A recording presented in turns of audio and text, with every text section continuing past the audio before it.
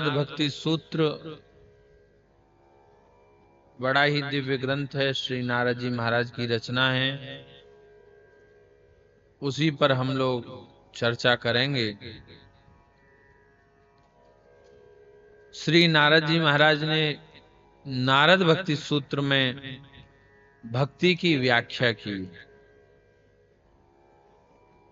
अथातो भक्तिम व्याख्यास्याम पहला सूत्र है, जिसमें नारद जी ने कहा है कि अब हम भक्ति की चर्चा करेंगे। नारद भक्ति सूत्र में श्री नारद जी महाराज ने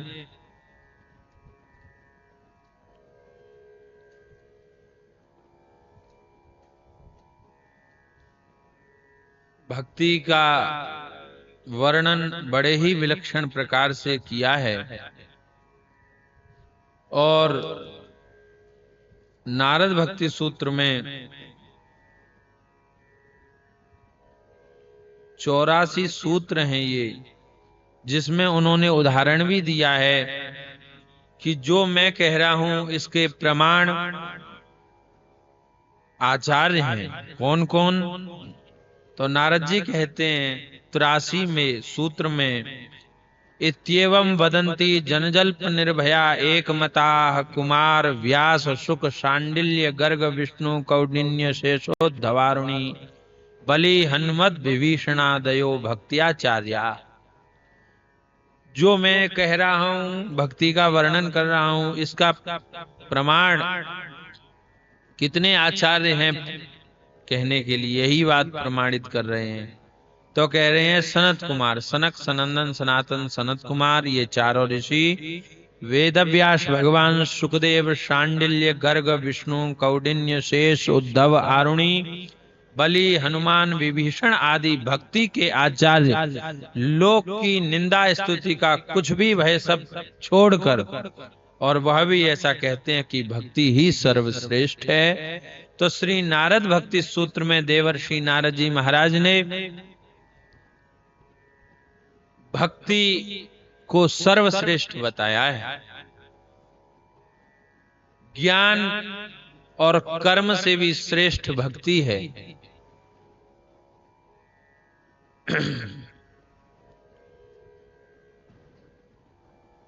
धान जो होता है, तो धान से ही चावल निकलता है। तो धान के जो छिलका है, तो एक तरफ का छिलका ज्ञान है और एक तरफ का छिलका कर्म है। और जो धान के बीज से निकला है वो चावल, वह भक्ति है।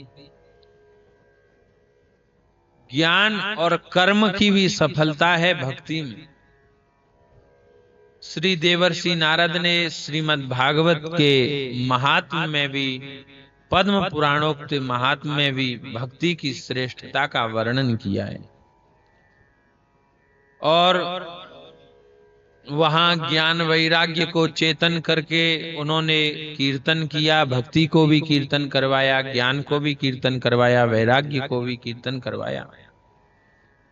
ऐसे ही श्रीमद् भागवत के प्रथम स्कंद के 4थे अध्याय में श्री व्यास देव जी को भी भक्ति की श्रेष्ठता बताते हुए श्री देवर्षि नारद ने अपना चरित्र कहा है। हम नारद भक्ति सूत्र पर चर्चा करें उससे पहले देवर्षि नारद जी के पूर्व चरित्र का चिंतन करेंगे। श्री देवर्षि नारद द्वापर के अंत में श्री वेदव्यास भगवान के पास आए। वेदव्यास भगवान पाराशर और सत्यवती के द्वारा उत्पन्न हैं। द्वापर के अंत में ही इनकी उत्पत्ति हुई है। और ये भगवान के 24 अवतार में एक अवतार हैं। इन्होंने लोक कल्याण के लिए, लोक हित के लिए चारों वेदों की रचना की है, लिपिबद्ध किया है। श्री ब्रह्मा जी महाराज को वेद दिए श्री नारायण प्रभु ने, और वही नारद जी को दिए, वही परंपरा से वेद व्यास भगवान को प्राप्त हुए। तो अनादि वेद की जो काल के अनुसार जो वेद समाप्त हो गया था, उसकी पुनः स्थापना की है। 17 पुराण लिखे, 18वां पुराण श्रीमद् भागवत लिखा श्री वेदव्यास भगवान ने। पर लेकिन उससे पूर्व महाभारत की भी रचना की। वेदव्यास भगवान अत्यंत चिंतित थे, इसलिए वह चिंतित थे कि वो जो चाहते थे वह नहीं हो रहा था। 17 पुराण लिखने के बाद भी लोगों के अंदर भगवान की जैसी भक्ति की प्रतिष्ठा होनी चाहिए, वैसे उनको नहीं दिख रही थी, इसलिए वह असंतुष्ट थे। वहां पर श्री देवर्षि नारद आए हैं, और देवर्षि नारद महाराज उन्होंने श्री वेदव्यास भगवान से कहा कि इतिहास पुराणम च पंचमो वेद उच्यते। आपने श्रद्धा पूर्वक गुरु की, अग्नि की, ब्रह्मचर्य आदि की पालन किया है, फिर भी आप उदास कैसे हैं? आपने तो महाभारत जैसे दिव्य ग्रंथ की रचना की है, और इतिहास पुराण के रूप में तो आपने पंचम वेद की ही स्थापना कर दी। वेद क्या है? बोले वेद जो है भगवान की श्वास प्रश्वास है। वेद का अर्थ कठिन है, तो उस वेद के कठिन अर्थ को आपने इतिहास और पुराण के माध्यम से उसकी अर्थ खोला है। ऐसे आप हैं, फिर भी आप उदास क्यों हैं? तो कहा स्नातस्य में न्यून मलम विचक्षु। मुझे भी नहीं पता पड़ रहा है देवर्षि नारद, मैं जो करना चाहता था, जिसके कारण मेरा अवतार हुआ है, मुझे उसमें संतुष्टि नहीं हो रही।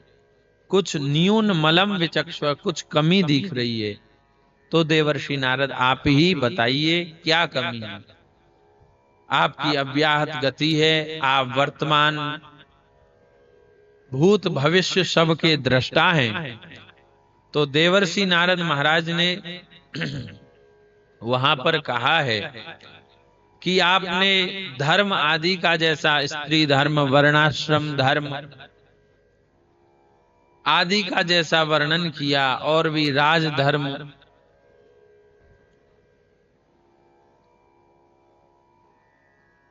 आदि का जैसा वर्णन किया, वैसा भगवान की भक्ति का वर्णन विशेष रूप से नहीं किया, मुख्य रूप से नहीं किया। तो अब आप ऐसे ग्रंथ की रचना कीजिए जिसमें भगवान की भक्ति का वर्णन मुख्य रूप से हो। ऐसा समझने के लिए उदाहरण दे रहे हैं, श्री नारायण दास भक्तमाली जी, श्री मामा जी महाराज कहते थे कि बोले आपने अभी बरातियों के गीत गाए हैं, दूल्हा का गीत नहीं गाया है। तो दूल्हा का गीत गाइए, मतलब भगवान ही दूल्हा हैं, सर्व से श्रेष्ठ हैं, भगवान का ही विशेष रूप से भक्ति का वर्णन कीजिए। यह कहते हुए श्री देवर्षि नारद कह रहे हैं, त्यक्त्वा स्वधर्मम चरणाम्बुजं हरेर भजन पक्वोत्थ पते ततो यदि यत्र क्व वा भद्रमभूदमुष्य किं को वार्थ आप्तो भजताम स्वधर्मतः। कहते हैं बड़ी विलक्षण बात कही है श्री देवर्षि नारद ने। देवर्षि नारद कहते हैं जो मनुष्य अपने धर्म का परित्याग करके भगवान के चरण कमलों का भजन सेवन करता है, भजन परिपक्व हो जाने पर तो बात ही क्या है, यदि इससे पूर्व ही उसका भजन छूट जाए तो क्या कहीं भी उसका कोई अमंगल हो सकता है। परंतु जो भगवान का भजन नहीं करते, केवल स्वधर्म पालन करते हैं, उन्हें कौन सा लाभ मिलता है।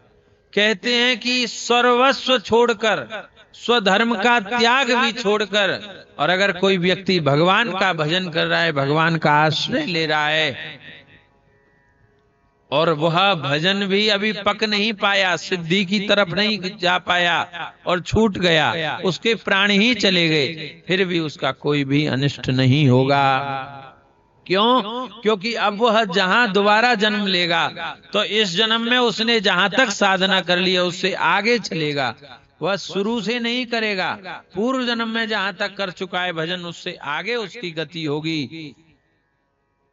पर लेकिन कोई व्यक्ति स्वधर्म का आचरण करता रहा तो महाराज स्वधर्म के आचरण से पुण्य मिलेगा, और पुण्य स्वर्ग में भोग लेगा, तो क्षीणे पुण्य मर्त्य लोकम विशंति, फिर पृथ्वी पे आ जाएगा। पाप का अगर स्वधर्म नहीं किया, भजन करता ही नहीं, स्वधर्म भी नहीं किया, तो वह नरक में जाएगा, और नरक जाके फिर नरक में पाप की सजा भोग के पृथ्वी पे आ जाएगा। तो पुण्य करने वाला, स्वधर्म का आचरण करने वाला स्वर्ग में जाकर पृथ्वी पे आ जाएगा, और पाप करने, स्वधर्म भी छोड़कर पाप करने वाला व्यक्ति नरक में जाके पृथ्वी पे आ जाएगा। उसको क्या मिला? पर भगवान का भजन करने वाला भगवान की भक्ति करके भगवान को प्राप्त कर लेगा। और अगर भजन नहीं सिद्ध हो पाया तो फिर वह जन्म तो लेगा, पर धनी मानी के घर जन्म लेगा, ऐसे घर में जन्म लेगा जहां पर भक्ति के परमाणु हैं, भजनानंदी माता पिता हैं, और भजन करके वो भगवत प्राप्ति सरलता में प्राप्त कर लेगा द्वितीय जन्म में। तो देवर्षि नारद कहते हैं कि भजन करने वाला, भक्ति करने वाला अत्यंत श्रेष्ठ। और आगे देवर्षि नारद जी कहते हैं, न वै जनो जातु कथंचना व्रजे, मुकुंद सेव्यन्यवदंग संसृतिम, स्मरन् मुकुंदांघ्र्युपगूहनम पुनर् विहातुमिच्छे नरसग्रहो यत।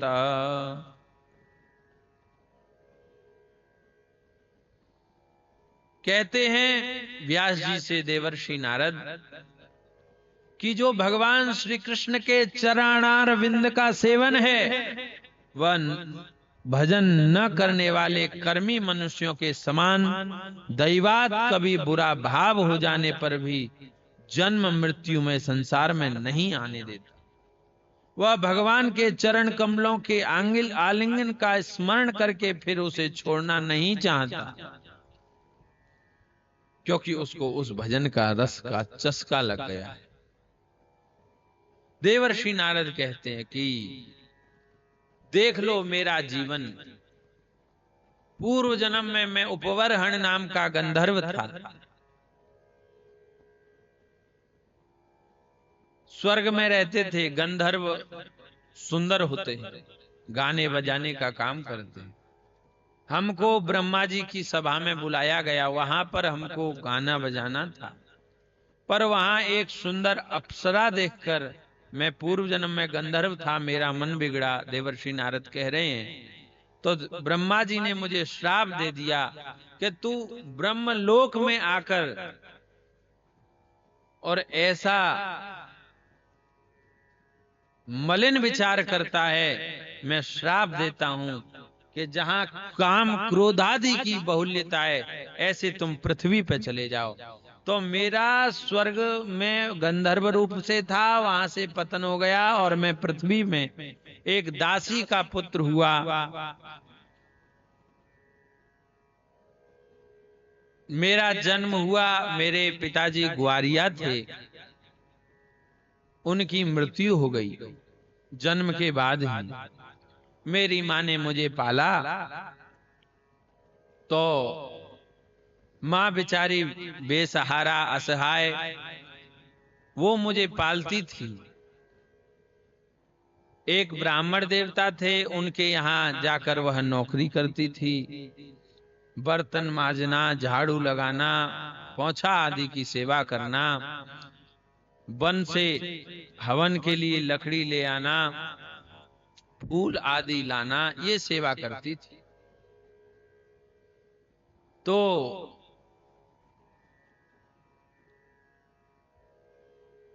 एक दिन की बात है, उस ब्राह्मण के यहाँ संत आए। चातुर्मास्य का नियम करने के लिए। तो उस ब्राह्मण ने उनका स्वागत किया और कहा कि आप मेरे यहाँ ही चातुर्मास्य व्रत कीजिए, नियम कीजिए। तो उन संतों को गोष्ठ में, गाय की गौशाला उस ब्राह्मण के यहाँ थी, गौशाला में विराजमान कर दिया। संत भजन करने लग गए। जो ब्राह्मण की सेवा करती थी उस दासी को ही संत सेवा में लगा दिया। वह झाड़ू पोंछा करती, संतों के लिए फूल पत्ती लाती, यज्ञ के लिए लकड़ी लाती, ऐसे वह सेवा करती। मैं छोटा था, मैं भी माँ की तरह ही जब माँ लकड़ी लाती तो मैं भी संतों के लिए लकड़ी लाता, माँ फूल पत्ती लाती तो मैं भी उनके साथ, माँ के साथ जाता, संतों के लिए फूल लाता, दूर्वा लाता।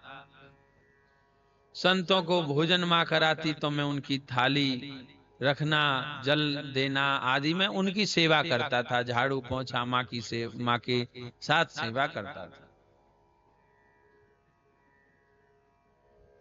मैं छोटा था, बालक था, पर फिर भी बालकों के जो आजकल के बालक के लक्षण हैं वह मुझ में नहीं थी। मुझ में 4 विशेषता थी, इसके कारण संतों ने मुझ पे कृपा की। वो 4 विशेषता कौन कौन सी थी? अगर हम लोग संत कृपा चाहते हैं, भगवत कृपा चाहते हैं, तो वह 4 चीज हम में होनी चाहिए। देवर्षि नारद कह रहे हैं, ते मय्यपेता खिल चापलेर्भके दान्ते धृत क्रीडन के नुवर्तिनी चक्रुः कृपाम यद्यपि तुल्य दर्शना शुश्रूषमाणे मुनयोल्पभाषिणी। यद्यपि मैं बालक था फिर भी मुझ में चंचलता नहीं थी। पहला लक्षण। दूसरा लक्षण, मैं जितेंद्रिय था, खेल कूद से दूर रहता था बालक होने पर। तीसरा लक्षण था कि अनुवर्तन, आज्ञावर्ती था, बात मानता था, संतों की आज्ञा को मानता था। वो जैसा कह देते उसको मैं स्वीकार करता था। और चौथा लक्षण था कि मैं कम बोलता था। ये 4 लक्षण मुझे संतों ने देखे। तो यद्यपि तुल्य दर्शना, यद्यपि संत तुल्यदर्शी होते हैं, संतों में भेदभाव नहीं होता है कि ये धनी मानी का बच्चा है, ये गरीब का बालक है, ऐसा कोई भेद नहीं होता है। यद्यपि संत तुल्यदर्शी होते हैं फिर भी उन्होंने मुझ पर कृपा की। कैसे? तो देवर्षि नारद कहते हैं कि जैसे कोला पड़ा है धरती में और हीरा पड़ा है, सूरज की किरण पड़ी, दोनों पे पड़ी, समानता से पड़ी, सूरज में भेदभाव नहीं है, दोनों के प्रति समानता है। पर लेकिन कोले पे पड़ी तो वो चमका नहीं, और हीरे पे पड़ी तो वो चमक गया। ये हीरे की विशेषता है कि हीरा चमक गया। ऐसे ही संत तुल्यदर्शी होते हैं, संतों के अंदर भेदभाव नहीं होता है। पर लेकिन यह उन्होंने फिर भी मुझ पर कृपा की और मुझे चमका दिया, हीरे की तरह चमका दिया। ये 4 लक्षण मुझ में देखे, चंचलता का अभाव, जितेंद्रियत्व, आज्ञाकारी और कम बोलना। इसी का परिणाम हुआ कि संत मुझसे प्रसन्न हो गए और संतों ने कहा, उच्छिष्ट लेपाननुमोदितो द्विजैहि,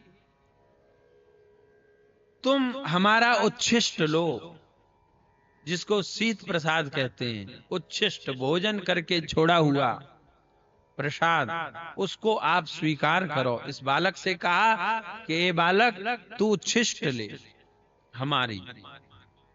मैं संतों की आज्ञा मानकर उच्छिष्ट लेने लग गया। गीता में कहा गया है कि उच्छिष्ट नहीं खाना चाहिए, झूठा नहीं खाना चाहिए। किसी का भी झूठा ना किसी को दे और ना किसी का झूठा ले। पर लेकिन देवर्षि नारद को संतों ने कहा कि झूठा लो। पूर्व जन्म में,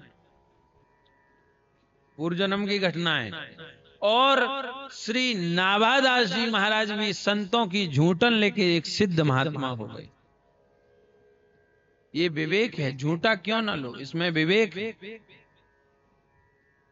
और किसका झूठा लो, हम जिसका झूठा खाते हैं उसका ही अंदर के जो वायरस है, जो उसका मन की स्थिति है, वो हमारे भीतर आती है झूठा खाने से। इसीलिए जो भगवान की भक्ति में लगा है, भक्ति में डूबा है, उसका अगर शीत प्रसाद मिलता है तो वह, उसके जो लक्षण हैं, सत्य बोलना, भक्ति में रहना, भगवान के भजन, भगवान का चिंतन करना, वो लक्षण हम में आते हैं। और अगर हम किसी संसारी का झूठा खाते हैं तो उसके लक्षण आते हैं। तो मैं संतों का झूठा खाने लग गया। सकृत्स्म भुंजे तदपास्त किल विषम। देवर्षि नारद कहते, मेरे उन झूठा खाने से, संतों की प्रसादी खाने से मेरे संपूर्ण किलबिश नष्ट हो गए और मेरा चित्त शुद्ध हो गया। और उस चित्त शुद्ध हुआ तो उसका परिणाम क्या हुआ? बोले, संतों के धर्म में मेरी निष्ठा हो गई। भगवत धर्म में निष्ठा होना, भागवत धर्म में निष्ठा होना, शास्त्रों में निष्ठा होना, श्रद्धा होना, निष्ठा होना, भक्ति होना, ये शुद्ध चित्त की पहचान है। जितना शुद्ध चित्त होगा उतनी ही शास्त्रों में, संतों में, गुरु में श्रद्धा होगी। मेरा संतों का जो धर्म था उसमें श्रद्धा हो गई और उसमें रुचि भी हो गई। अब संत कीर्तन करते तो मैं भी कीर्तन करता, संत सत्संग करते तो मैं उसको श्रवण करता, बड़े भाव से श्रवण करता। उन जो जन्म मृत्यु से छुड़ाने वाले संत हैं, उन्होंने मुझे मंत्र दे दिया, कान में दिया हुआ मंत्र। श्री देवर्षि नारद बोल रहे हैं, नमो भगवते तुभ्यं वासुदेवाय धीमहि प्रद्युम्नाय निरुद्धाय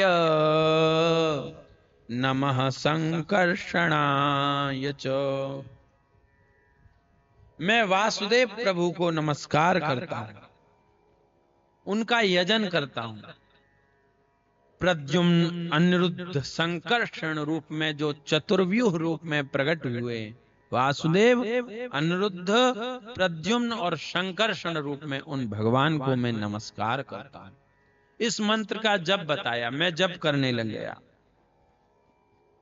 संत लोग चातुर्मास्य करने आए, 4 महीने तक एक जगह वास किया और इसके बाद संत चले गए। मैं भी उनके साथ जाना चाहता था, पर लेकिन मैं माँ का इकलौता बेटा था, इसलिए संतों ने कहा कि तुमको माँ की सेवा करनी चाहिए। भजन करते हुए मैं माँ की सेवा में लग गया। एक दिन की बात है, भोर में मेरी माँ गाय दूहने गई थी। आकाश में अंधेरा था, तो प्रातः काल ब्रह्म मुहूर्त में गई थी, तो एक सर्प पे पैर रख गया भूल से। सर्प ने माँ को डस लिया। मुझे सूचना की किसी ने, तो मैंने माँ को मृत देखा, तो माँ का संस्कार किया। और इसके बाद मुझे उन संतों की याद आने लग गई कि वो संतों ने कहा था कि माँ जब तक इस संसार में विराजमान रहे, माँ की सेवा करना और भजन करना, और माँ के भगवत धाम प्रयाण करने के बाद फिर संपूर्ण रूप से अपनी चित्त वृत्ति को श्री हरि के चरणों में अर्पण कर देना। अब उन संतों के इस वाक्य का स्मरण करके मैं उत्तर दिशा की तरफ जिधर संत गए थे चल दिया। अनेक पहाड़, जंगल, नदी, सरोवर पार करते हुए एक घने जंगल में चला गया, जो जंगली जीवों से परिवेष्टित था। कड़ी धूप थी, चलते चलते मैं थक गया था। एक सरोवर प्राप्त हुआ। सरोवर में थकान होने के कारण मैंने स्नान किया, जल पिया। शीतल जल पीकर मेरी भूख भी थोड़ी शांत हुई, थकान भी मिटी। एक अश्वत्थ वृक्ष था, पीपल का वृक्ष था, वहीं सरोवर के पास। वहां जाकर मैं ध्यान में बैठ गया, श्री हरि का ध्यान करने लग गया। और जो श्री संतों ने मंत्र दिया था उसका जप करने लग गया। मेरी कोई भी इच्छा नहीं थी, संसार की कोई प्राप्ति की इच्छा नहीं थी, मुझे तो बस भगवान ही चाहिए थे। तो कोई इच्छा न होने के कारण मुझसे भगवान अत्यंत प्रसन्न थे। भगवान मेरे हृदय में आ गए, मैं अत्यंत प्रसन्न हो गया। भगवान का याद करके मेरे दिल में भगवान की दिव्य मूर्ति प्रकट थी, पर दूसरे ही क्षण वह मूर्ति अंतर्हित हो गई। जब हृदय में थी तो मैं उसके ध्यान के आनंद में, आनंद समुद्र में हिलोरे ले रहा था, पर मूर्ति जब वो तिरोहित हो गई तो मैं विकल हो गया। इतना विकल हो गया कि मैं बार रोने लग गया। तो आकाशवाणी हुई कि देवर्षि नारद, बालक, तुम इस जन्म में मेरी प्राप्ति नहीं कर सकोगे। पूर्व जन्म में तुम ब्रह्मा जी के पुत्र रूप में प्रकट होगे तो मेरे दर्शन तुमको प्राप्त होंगे। और अब जब तक यह जीवन है तब तक भगवत भजन करते हुए विचरण करो। मैंने आकाशवाणी की बात को स्वीकार किया और मैं विचरण करते रहा, पृथ्वी पे हरिगुण गाते रहा, कीर्तन करते रहा। प्रलय हुई, मेरी भी भगवत धाम प्रयाण हुआ, और द्वितीय जन्म मेरा अब का जन्म, जिसमें मैं यह चरित्र सुना रहा हूं, यह जन्म श्री ब्रह्मा जी के मानस पुत्र के रूप में जन्म हुआ है। तो ये भगवत भजन का प्रभाव है कि मुझे भजन के प्रभाव से पूर्व जन्म की स्मृति है, और मैंने संतों का संग किया, भजन किया, तो पूर्व जन्म में जो साधना की उसका फल मुझे अब नहीं करनी पड़ी। अब मैं पूर्व जन्म के साधना से ही सिद्ध रूप में अब प्रकट हुआ। तो भजन करने वाला कभी भी अहित में, घाटे में नहीं जाता। श्री मीराबाई जी ने भी पायो जी मैंने राम रतन धन पायो में कहा है। श्री मीराबाई जी कहती हैं कि खर्च न खूटे, चोर नहीं लूटे, दिन दिन बढ़त सवायो, पायो जी मैंने राम रतन धन पायो। खर्च न खूटे, चोर नहीं लूटे। ये भगवत भजन ऐसा है, आपका संसारी धन उस पर किसी दूसरे का अधिकार हो सकता है, होता है, पर लेकिन आपकी विद्या पर, आपके भजन पर किसी दूसरे का अधिकार नहीं हो। देवर्षि नारद ने अपना पूर्व चरित्र सुनाया और कहा ये भगवत भजन का प्रभाव है। इसीलिए मैं आपसे यही कहता हूं कि आप भगवान की भक्ति का वर्णन कीजिए, भगवान के भजन का वर्णन कीजिए। तो देवर्षि महाराज के बारे में स्वयं सनकादि ऋषियों ने कहा है, अहो नारद धन्योसी विरक्ता नाम शिरोमणि सदा श्री कृष्ण दासानाम अग्रणीर योग भास्कर। देवर्षि नारद धन्य हैं, विरक्तों के शिरोमणि हैं, श्री कृष्ण दासों में अग्रणी हैं,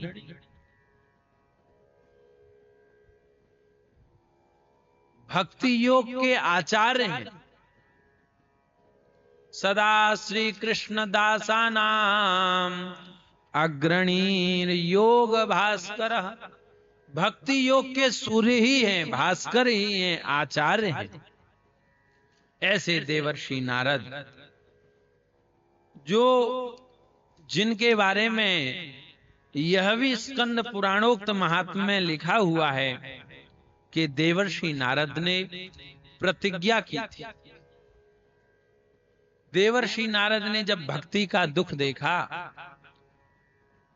कि भक्ति महारानी श्रीधाम वृंदावन में रहते हुए भी दुखी है, उनकी क्योंकि ज्ञान वैराग्य पुत्र मूर्छित हैं, उस समय देवर्षि नारद ने ज्ञान वैराग्य को स्वस्थ करने के लिए गीता वेदांत आदि का पाठ किया। और ये सब करने के बाद श्री देवर्षि नारद जी ने जब फिर भी निद्रा नहीं ज्ञान वैराग्य की उठी जगी, वह नहीं उठे, तब देवर्षि नारद ने भक्ति की महिमा गाई और भक्ति महारानी से संकल्प किया। उसी संकल्प का फल है नारद भक्ति सूत्र, उसी संकल्प का फल है बड़े बड़े संतों का इस कलिकाल में धराधाम पे अवतीर्ण होना।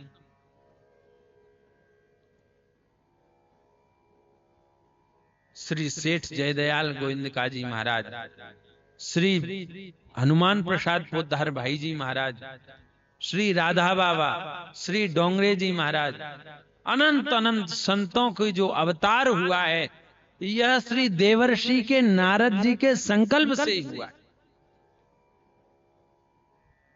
श्री देवर्षि नारद ही इन रूपों में आए हैं, यह कहना भी अनुचित न होगा। श्री देवर्षि नारद जी कह रहे हैं, कलिना सदृशः कोपी युगो नास्ति वरानने तस्मिस्त्वां स्थापयिष्यामि गेहे गेहे जने जने। कलयुग के समान कोई युग नहीं है। कहते हैं, हे भक्ति महारानी, मैं तुम्हें घर घर और जन जन में स्थापना कर दूंगा तुम्हारी। ये नारद जी का संकल्प ही पूरा हो रहा है। आज एक नाम भी अगर हम जप रहे हैं, भगवान का नाम जप रहे हैं, बड़े बड़े संत आ रहे हैं, वह हमको भगवत भजन का उपदेश देकर स्वयं भक्ति करते हमको सिखाते हैं। ये संत श्री नारद जी की प्रेरणा से आ रहे हैं, क्योंकि नारद जी ने संकल्प लिया है, मैं घर घर और जन जन में भक्ति की स्थापना कर दूंगा। नारद जी ही भेज रहे हैं अथवा नारद जी ही इन संतों के रूप में आए हैं। नारद जी कहते हैं, अन्य धर्मा तिरस्कृत्य पुरस्कृत्य महोत्सवान तदा नाहं हरेर्दासो लोके त्वाम न प्रवर्तये। अन्य धर्मों का तिरस्कार करके राधाष्टमी, कृष्ण जन्माष्टमी, रामनवमी, सीता नवमी आदि का प्रचार करूंगा। भक्ति के जितने भी भक्ति परक साधने हैं उनकी स्थापना करूंगा। अगर ऐसा मैं नहीं कर पाया तो देवर्षि नारद भक्ति महारानी से कह रहे हैं, मैं श्री हरि का दास। नारद पांचरात्र नामक ग्रंथ श्री देवर्षि नारद जी की रचना है, जिसमें मंदिर की स्थापना कैसे की जाए, किधर गोपुर हो, कितने द्वार हो, गरुण घंटी किधर मुख किया जाए, कैसे रखी जाए, सबका विस्तार पूर्वक वर्णन है। कैसे पुजारी जी हों, जिसमें भक्ति का वर्णन है, पूजा आदि का वर्णन है।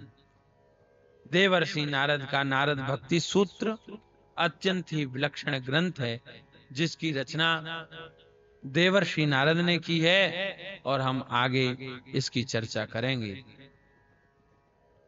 जय जय श्री सीताराम।